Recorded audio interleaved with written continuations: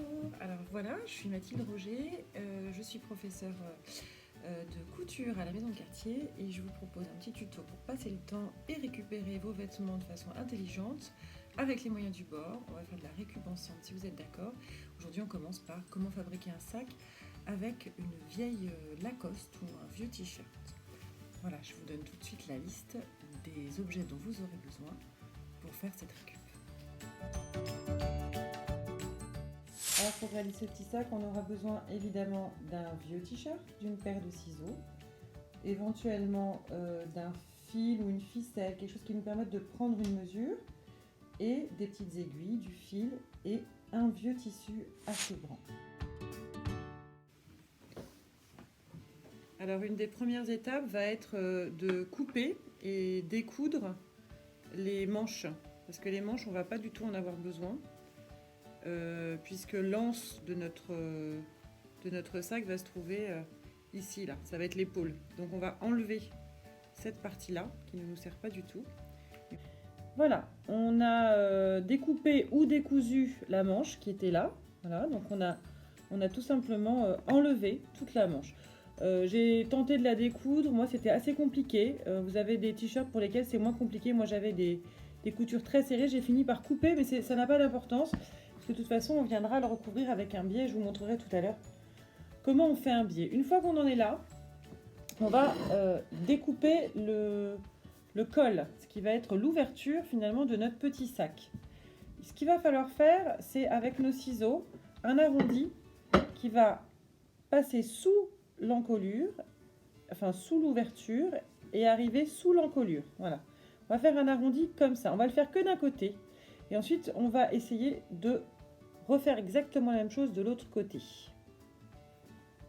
Voilà, on dessine notre arrondi. Alors, il peut être un peu à votre goût. Il faut juste qu'il soit bien dessiné. Moi, je vais essayer de garder le petit motif, la petite fleur qui est là, parce que ça va être sympa.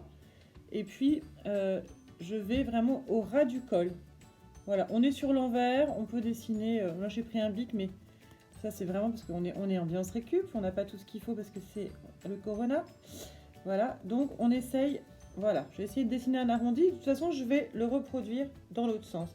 Donc voilà, maintenant je le découpe avec, et là c'est là que c'est important d'avoir des bons ciseaux, parce que j'ai quand même 2 épaisseurs à couper d'un coup.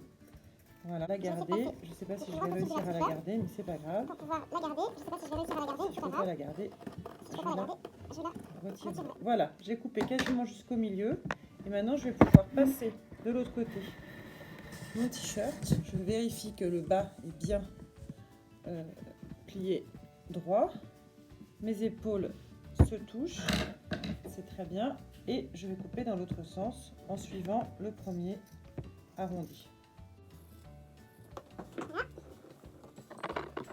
Si cet arrondi-là ne vous plaît pas, vous pouvez parfaitement décider d'en faire un beaucoup plus petit, beaucoup plus grand. Enfin, voilà, c'est vraiment là, vous pouvez faire comme vous le sentez. Voilà, le sac est quasiment prêt, vous pouvez voir. Là, on a un peu l'impression d'avoir un petit t-shirt très décolleté, mais ça va être un sac.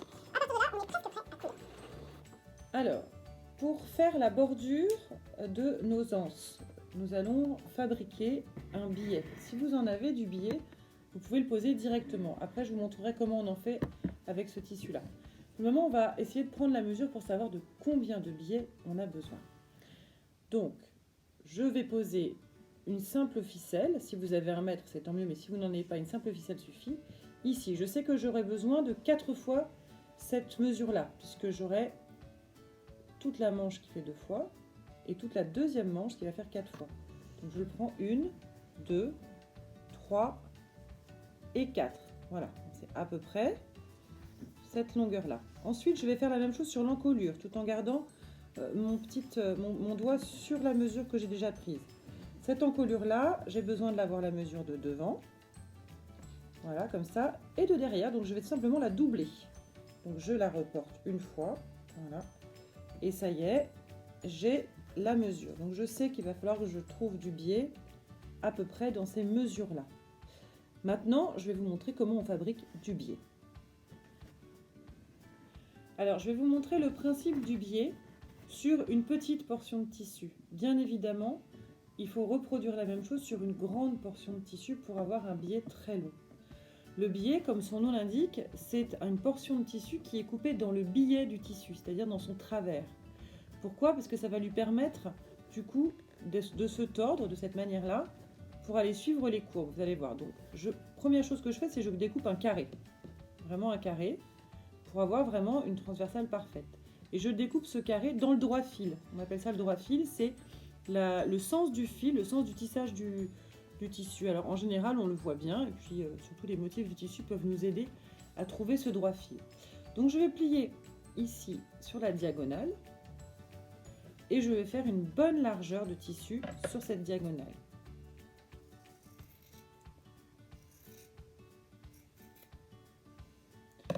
Une fois que cette largeur est faite, le billet, il est plié de cette manière-là. Alors on peut le repasser également pour qu'il soit beaucoup plus solide de cette autre manière-là. J'espère que vous voyez bien ce que je fais. Hop, donc on plie comme ça. Et on le replie comme ceci. Voilà, plus qu'un petit coup de repassage à faire. Votre billet est prêt et voyez que le tissu, le billet, est très souple et il peut vraiment venir épouser, sans faire de pli, une courbe. C'est ce qui va nous intéresser ici, puisque nous allons le poser comme ceci. Vous voyez, on va le poser d'abord en dessous. On va faire une première couture. Voilà. Ou alors on va peut-être juste simplement le caler avec des épingles. Et ensuite, on va le caler au-dessus. Et nous aurons cette finition-là tout à l'heure. Alors voilà, on a découpé notre tissu dans le billet. On l'a plié en 4, c'est-à-dire on l'a plié une première fois en 2, puis après on l'a replié à l'intérieur.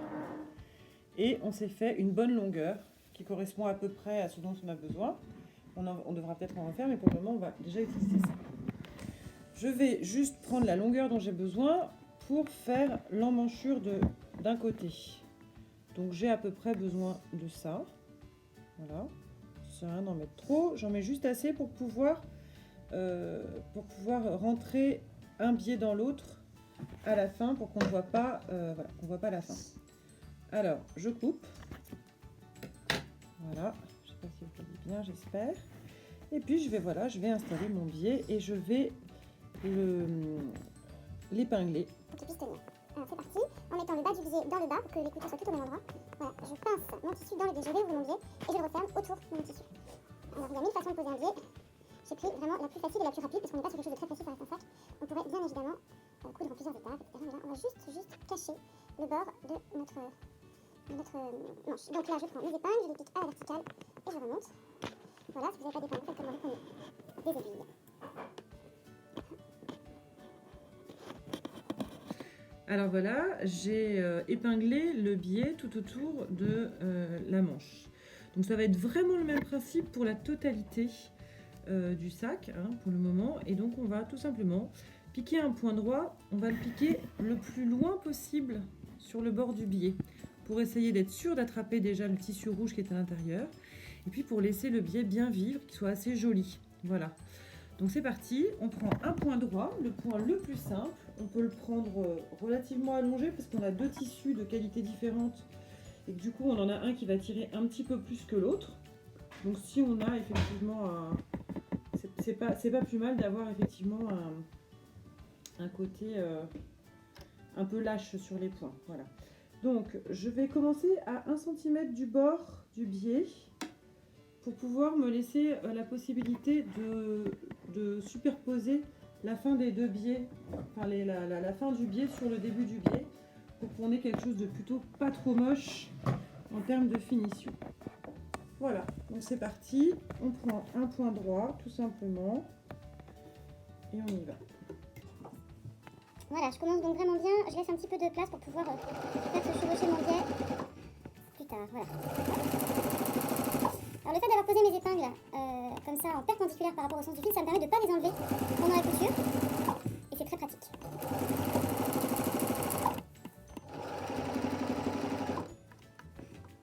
Voilà, j'arrive à la fin, ça devient un petit peu plus technique. Voilà. Et là, pour le coup, je vais effectivement je vais m'arrêter et je vais bien caler, vous voyez, la fin et le début du biais pour que ça soit joli.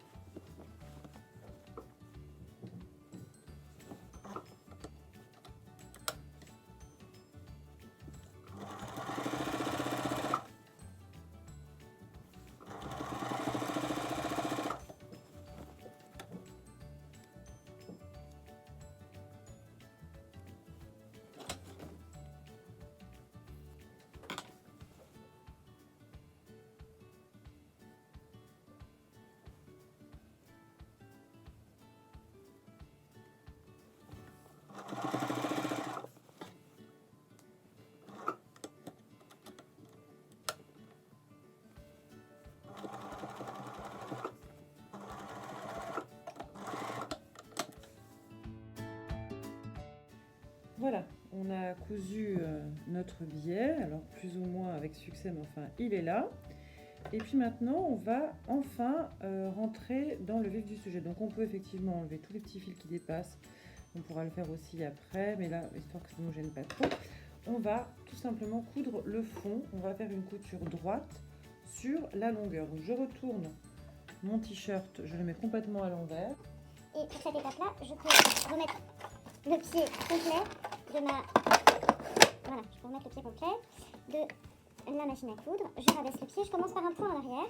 Je vais essayer de me mettre le plus près possible de l'ourlet qui existe déjà, mais sans être dessus pour pas que ce soit trop épais. Donc je me mets vraiment à l'intérieur et je laisse l'ourlet, le gros ourlet. Voilà, je commence en arrière pour avoir vraiment un point solide, puisque c'est quand même ça qui va porter ce qu'on va mettre dedans. Et je repars tout doucement. Voilà, je suis partie. Je suis partie.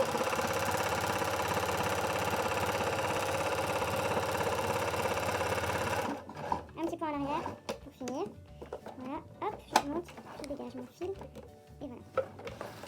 Maintenant, en fait, pour que notre fond de sac ne soit pas tout plat, parce que du coup ça ressemblerait peut-être trop. Un t-shirt et pas tout à fait assez un sac. On va passer la main à l'intérieur et on va dégager un petit triangle. Voilà, un petit triangle sur le fond. Et alors là, c'est à vous de décider. Si ce triangle est grand, alors le fond du sac sera très large, mais votre sac sera moins profond. Et si ce triangle est petit, alors votre sac sera plus profond, mais un peu moins large. Par contre, l'important, c'est que la couture qui est au milieu du triangle soit vraiment en face de la couture du fond. Ça, c'est très important. Et que ce triangle soit le même que celui que vous allez faire en face, tout simplement. Donc, voilà, à vous de choisir. Moi, voilà, je vais le faire vraiment, mais alors, je vais le faire... oui, je vais le faire au feeling, donc je vais le faire à peu près comme ça. Voilà, je vais faire un triangle équilatéral, on va dire équilatéral. Et c'est parti avec un point droit, tout simple. Voilà. Alors on peut peut-être ici couper pour pouvoir aplatir mieux les coutures dans le triangle. Voilà, donc j'aplatis bien et je fais mon triangle. Je le fais bien droit, je le fais à peu près équilatéral. Voilà. Je fais vraiment au feeling, c'est pas très important pour moi, mais pour vous ça dépend ce que vous voulez mettre dedans. Donc à vous de voir si vous avez quelque chose de précis. Je pars en arrière, je me recale un tout petit peu, je suis partie un peu loin, et je repars en avant. Voilà, et je repars en arrière un petit peu. Voilà, hop. Voilà. Voilà, pour pouvoir faire la même chose de l'autre côté, je prends la fin d'un biais par exemple. On va avoir ma bonne mesure. Voilà, je sais que voilà, ça va être la largeur de mon triangle et je vais le reporter de l'autre côté. Je n'oublie pas d'ouvrir ici. J'espère que vous voyez tout ce que je fais. Je vérifie. Je n'oublie pas d'ouvrir ici. Voilà. Hop. J'aplatis. J'aplatis ici le fond du sac. J'aplatis le fond du sac. Voilà, je mets bien couture contre couture, devant, derrière. J'aplatis bien le fond du sac en triangle. Voilà. Je viens chercher ma mesure. Voilà, je sais donc que mon triangle va être cousu ici. Je me prends un petit repère. Voilà. J'aplatis bien derrière. J'aplatis bien derrière. Hop, et je viens coudre. Et je viens coudre. Voilà, ici, je suis bien droite. J'enlève mon aiguille pour ne pas avoir de soucis. Et je coudre en arrière. Je me recale un petit peu comme tout à l'heure. Et je coudre en arrière. Je me recale bien parce que je ne suis pas tout à fait droite. Voilà, je vais le rattraper un petit peu.